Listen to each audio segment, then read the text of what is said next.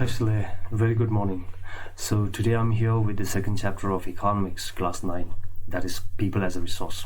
So before we proceed with this chapter, let's do the quick recapitulation of what we have done in the previous session. So in the previous session, we discussed about the story of village Palampur. In that chapter, we learned about the requirements for the production process, so-called the factors of production. And we also learned about the farming activities and the non-farming activities. So we will carry forward the few things that we have learned in the first session, and we'll continue with the second chapter. So before we proceed, let's see what we will gonna cover in this session. First, we will do the introduction part. Then we will run to human capital formation. Then we will discuss about the economic activities. Later, we will discuss about the quality of population and unemployment. All right. So, people as resource. So here you can see two terms that are used, people and resource. So when we say people, then we are talking about the population of the country. Let's say India. And when we say resource, then we are talking about benefits. All right. So you might be wondering how resource is considered as benefits, though we have studied in geography that anything that satisfies human needs are categorized as a resource. So here in this context, resource means anything that can be transformed into benefit. And the economic term that is used is assets. And assets and liabilities are the two terms that are normally used in economics. Alright, so first we'll just see what do you mean by assets. So asset means valuable, important, right? And liabilities means burden, thoughty. So let me give you one short example of assets and liabilities. So let's say since we are talking about population, so populations are normally categorized into three different categories, right, in terms of age group.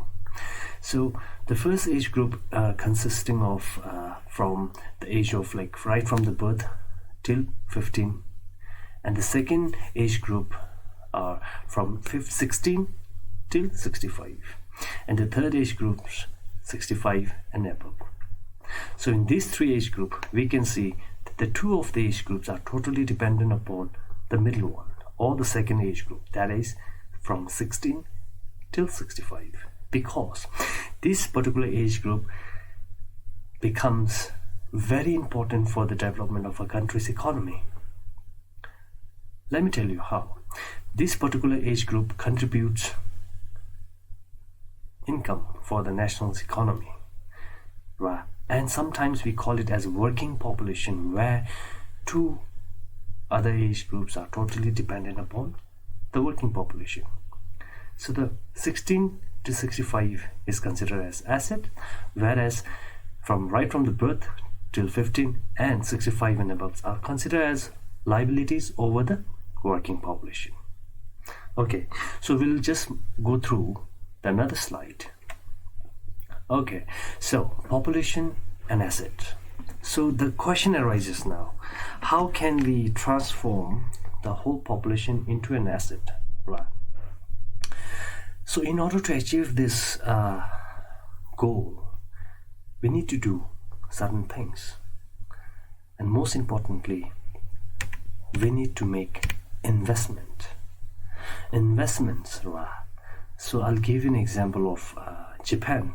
Japan has never been a country with natural resource, and due to that, most of the time whenever the natural resources are required, they used to buy it from another country. But then what they did is they started to invest on certain fields such as education, healthcare and training. So together we can achieve the goal, so-called asset, or making the population or transforming the population into valuable. So we'll discuss further about regarding education and healthcare. Alright, so now human capital formation. Since we already knew that education, healthcare and training plays one of the important role in order to transform the population into an asset. So when the education and healthcare of a particular population are further developed, then we achieved human capital formation. As it is said, when human resource is further developed by becoming more educated and healthy, we call it as human capital formation. So what will be the result? Right. So after that, once we achieve the human capital formation, then naturally we will be earning very higher income of the population. Right.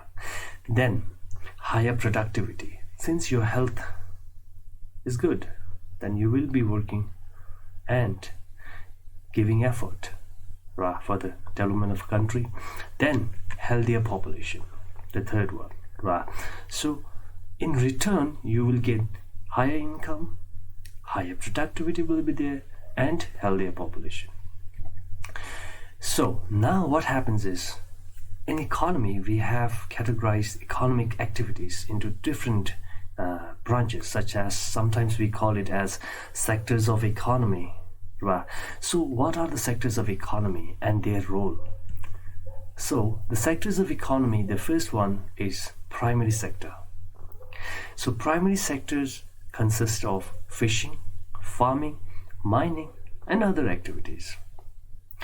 Second sector is secondary sector, we call it sometimes, and manufacturing sector.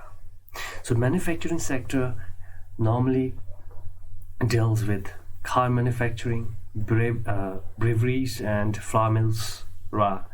And other than that, most importantly, let me give you one example of the sectors of economy. Let's say, let's take an example of iron and steel industry, which comes in manufacturing industry. But the very raw material for this industry to keep running comes from iron ore. So iron ore becomes a raw material and it comes from mines. So the mines becomes the primary sector. And when that particular iron ore is further processed by human activities, that we call as the manufacturing or secondary sector. And the last sector is the service sector, and sometimes we call it as tertiary sector. So in this sector, it provides services, such as banking, retail shops, restaurants, and telecommunication, transportation, lawyers, teachers. Everyone who provides service comes in this particular sector. Now let's move forward to the next slide. So since we have talked about population transformed into asset, we just discussed about economic activities. So other than that, most importantly, we need a good quality of population. So quality of population we will going to discuss. So quality of population is solely dependent upon health, life expectancy, skills and education.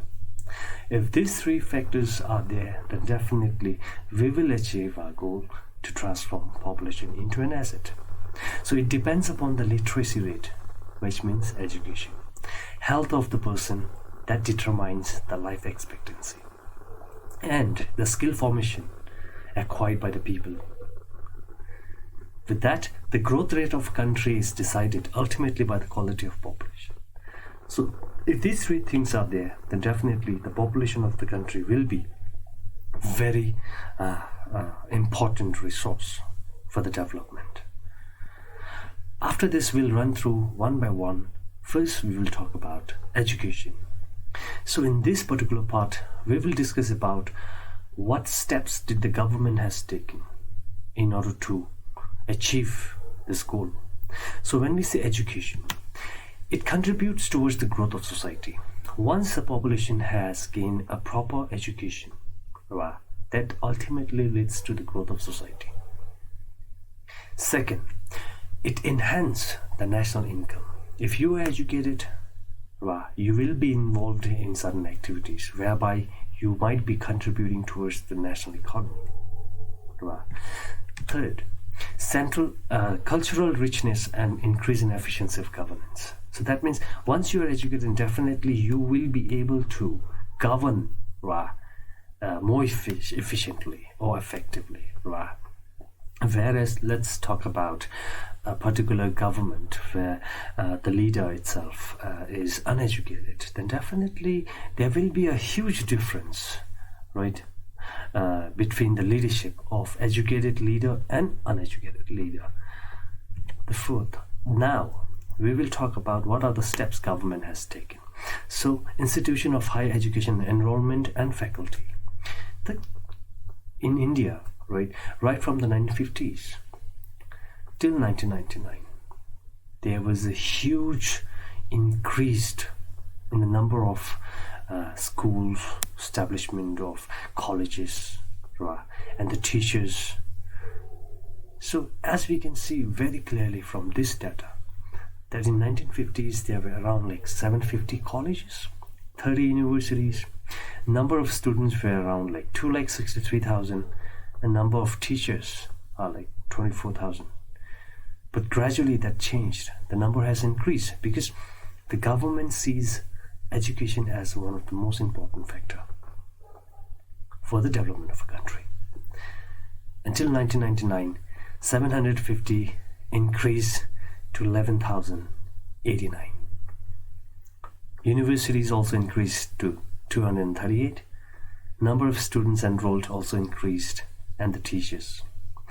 Apart from that, government also came up with different schemes and measures whereby they want especially those underprivileged society or community and the poor to get their children into school. And government also made it very compulsory for everyone to go through compulsory education, elementary education. So after this we'll talk about health. Since the health also plays one of the very important role for the development of a country, of course. So healthy person can fully utilize his potential and can be an asset for the economy.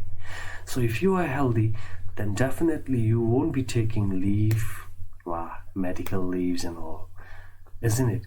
Since you are healthy, you will be giving more service or effort to the government or to the country.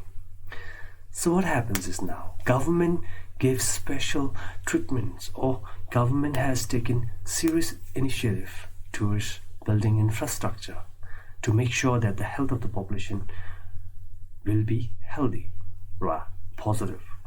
So health services increases, improvement in nutrition intake.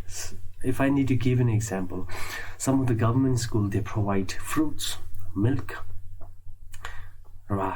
so that the students or the children could gain the nutritious fruit in their day-to-day life. And especially government has focused towards underprivileged classes, as I mentioned before. And in education, even the girls were more given special treatments. So healthcare, again, we can see there was an increase or development. We have sub-centers, we have primary health centers, we have community health centers. The number has increased. Dispensaries and hospitals, beds allotted to the patients also increased. Doctors, nurses. So overall, the government sees these factors very important for the development of the country. Now, the unemployment. Now we will discuss about the unemployment. So what do you mean by unemployment first? Unemployment is a situation whereby you are willing to work in a given wage, but you are unable to find one. That particular situation is called unemployment. Kira lega cheg dioba yore, imba nere lega rago mares. Dende kine tang lalawas na unemployment lawa reslara. Tang ranzu unemployment wa. So in unemployment we can categorize, or we have different types. First, we have categorized unemployment into two sectors, two types. One is urban, another one is rural. Alright, so unemployment, rural and urban. So first one, in urban we have two types of unemployment, that is seasonal unemployment and disguised unemployment, and sometimes we also call disguise as hidden unemployment. Then in urban area we have educated unemployed. The rural la do sanzuki concept la urban la do sanzuki kesa lo re. The lemel la gi ne dang de ro manda yo la sanela pa we. Mansuki chik concept de wa ji ta we na. And then I am to lemel la gi ne dang de nis le yo che. Chik de mansuki namdu la ren wa lemel ha chik ta ni wa di khab de mathong wa chik chingi lega chingi du sama na yo ba ine chik jumje thwen de wes na me ba wa den de gi ne dang chik mansuki de kesa de wa sta na so shin lobjun yo ba wa lemel ha de yo 게디 도시랑 unemployment 도 스테이시 게그래라 또 당부랑 아주 하지는 seasonal unemployment 되지 있어. So the seasonal unemployment means, right, you are left without a job for certain months, few months of the year, right? 내가 매일 한 다와 같이 로직이 다와 같이 리케랑 내가 매일 하. So seasonal unemployment은 할라올라나 아니 걔랑 내가 매네 다와 같이 하바 와 로직나라 디겔라 seasonal unemployment 라오레라. So it happens, right, when the people are not able to find jobs during some months of the year. Alright, and they mix it kadu kawala thong mangbo thoya da mangbo juyers lawan tinga chu mang je ta sing single sing na yores law because the farming itself is dependent upon season. Then we'll move towards hidden or disguised unemployment. So hidden or disguised unemployment, though it looks like you are employed, but at the same time you are not employed. Alright, so it is a kind of unemployment situation in which there are people who are visibly employed but are actually unemployed. The khala was lavana the lega chigi yoresna chigi dos wa ine digia lega chebi digi jumde chi thwen dwesna di yomare peshawana. For example, let's say there is a piece of land whereby a farmer incurs around 200 kgs of rice. So during the sowing season, some of his relatives visited his home. Then they also helped or lent their helping hand during the sowing season. But there won't be any result or difference in incult at the end. It will remain same. Watching lebre, mi tewa lere, chibre, imbene tamatan judle chik jumje de twentusna, mindus love. Tende chik netan halawsna, disguise yana hidden unemployment lawless. The dishu lanzo educated unemployed ledger. Educated unemployed lady candidate shaguni kesa de mangche. This type of unemployment is normally seen in urban areas, because in one sense, in one factor is like say India is one of the populated country. Ultimately, there will be a lot of competition. Niba the khala kesa de will change lega men haba, like the nedang di the koranzula courage take the ledger. So we will discuss about what are the situations that a person has to undergo when he is unemployed, even though he is educated, especially in urban areas.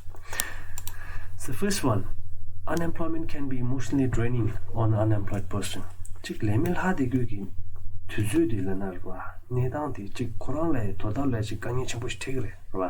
Isn't it? Emotionally drained.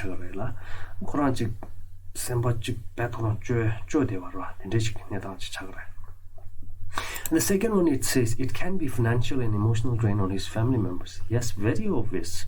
See, if you are in urban area and you are unable to find a job, but you have to look after your expenses.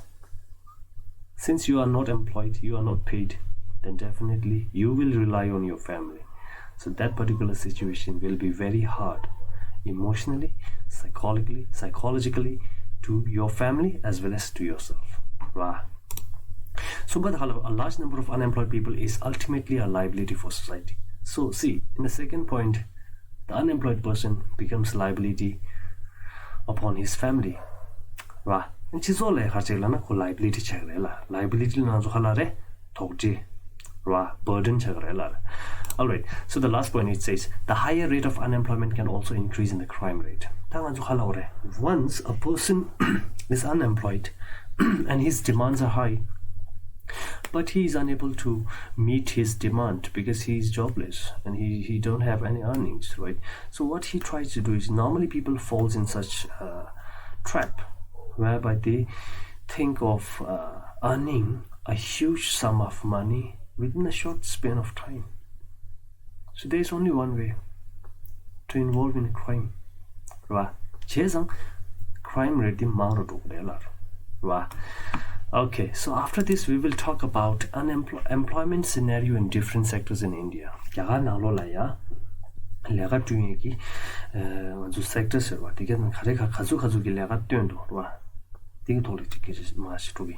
so employment, we normally talk about sectors: primary, secondary and tertiary. Right.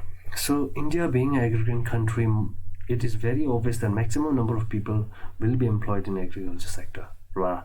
So it's agriculture is still the largest employer, yet the problem of seasonal and hidden unemployment is still quite high in India. This is very obvious. See, India, right, being an agrarian country, as I said, it provides lots of employment, but at the same time, as we have seen in the first unemployed slide, there are hidden and seasonal employment, and the rate is very high. Second one, secondary sector, the tertiary sector. Wow. So both of these sectors have failed to generate enough employment for the surplus of labor force.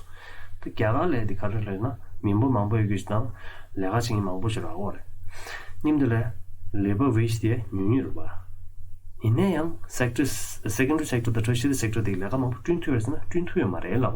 alright, but at the same time, there are certain factories or industries such as like small scale industries. They have came up with employment opportunities for a large number of people. See, the small scale industry or the sector is more labor intensive. Hence provided employment to a large number of people. So they have came up with employment opportunities for a large number of people. And the third one is the sector, IT sector. Right? IT sector is this service sector, tertiary sector. So in recent years, the IT sectors have produced more opportunities for technically qualified people.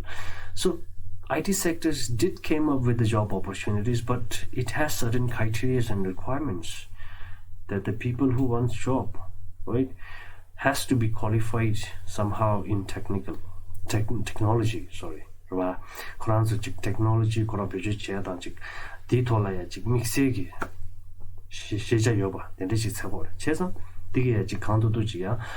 labor force